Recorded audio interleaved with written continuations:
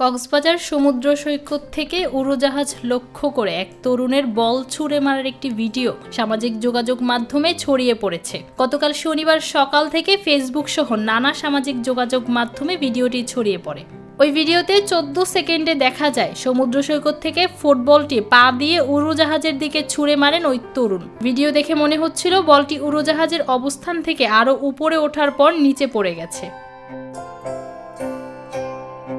সামাজিক যোগাযোগ মাধ্যমে এই ভিডিও নিয়ে অনেকে নানা ধরনের মন্তব্য করেছেন। বিনয় রিসোর্ট নামের এক আইডি থেকে লেখা হয়, কক্সবাজার বিমানবন্দর সমুদ্রের একদম কাছাকাছি। সমুদ্র সৈকত থেকে খুব নিচু দিয়ে বিমানকে উঠতে দেখা যায়। আসলে অবতরণের শেষ পর্যায়ে বিমান 200 থেকে 500 ফুট উচ্চতায় থাকতে পারে, আর বল সর্বোচ্চ 50 ফুট উপরে তোলা যায়। কামরুল হাসান নামের আরেকজন লেখেন, বল যতটুকু উচ্চতায় উঠেছে বিমান তার চেয়ে কয়েকশো গুণ বেশি উচ্চতা দিয়ে দেখা যায়। পাবলিকের কমেন্ট দেখে মনে হয় এরা জীবনে কক্সবাজার আসেইনি।